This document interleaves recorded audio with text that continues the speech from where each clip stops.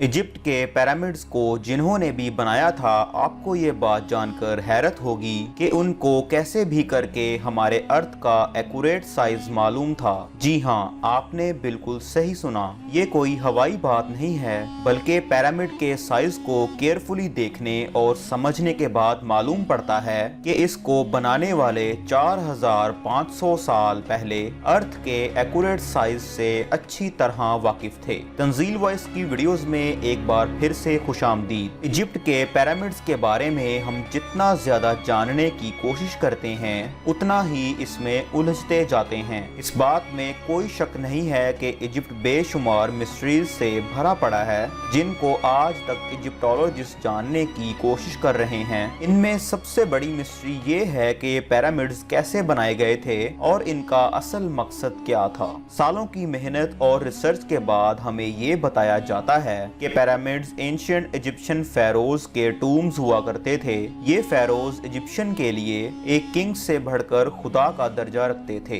जिनको पिरामिड्स में ही दफनाया जाता था। लेकिन असल में आज तक इजिप्टोलॉजिस्ट और आर्कियोलॉजिस्ट को पिरामिड्स में से एक फेरो की मम्मी भी नहीं मिली। हमारे पास जिस चीज का एविडेंस है वो ये है कि the great pyramid 23 lakh limestone blocks की मदद से बनाया गया था। एक एक ब्लॉक करीब एक हाथी के वजन जितना भारी है। इसकी बेस तकरीबन 13 एकड़ पर फैली हुई है और इसकी हाइट 481 फीट तक है। हमें ये भी देखने को मिलता है कि इन तीनों पिरामिड्स की ईस्टर्न और वेस्टर्न वॉल बिल्कुल सीधी नॉर्थ पोल की तरफ जाती हैं। इतने बड़े स्ट्रक्चर को हजारों साल पहले आजकल की मॉडर्न कंपास जितनी एक्यूरेसी से नॉर्थ पोल की डायरेक्शन में सीधा खड़ा किया गया था, जिसमें कोई दो राय नहीं है। ये वो सबूत है जो आज भी हमें देखने को मिलता है। सिर्फ इतना ही नहीं, बल्कि पिरामिड्स की बेस का लेवल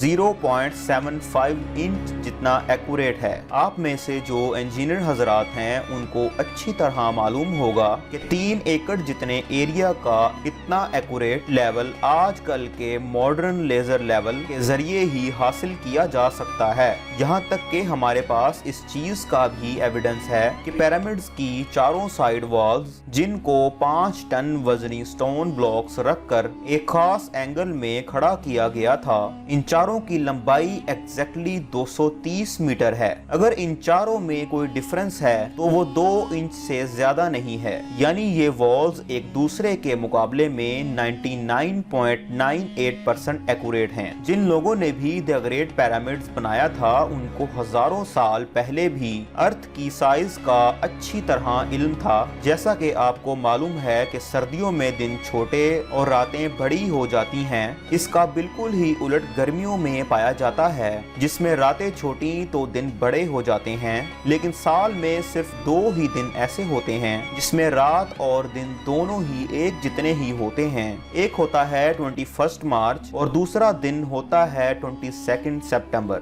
इन दोनों दिनों में सूरज इक्वेटर के बिल्कुल सेंटर में होता है, जैसा कि आप इस फोटो में भी देख सकते हैं। इस घड़ी को सोलर इक्विनॉक्स कहा जाता है। इसका मतलब ये हुआ कि इन 2 डेट्स में 12 घंटे का दिन और 12 घंटे की रात होती है। 12 घंटों को अगर सेकंड्स में कन्वर्ट किया जाए तो ये 43,200 सेकंड्स बनते हैं। अगर 43,200 को द ग्रेट पिरामिड की हाइट से मल्टीप्लाई किया जाए तो उसका जवाब आता है 6,333 किलोमीटर।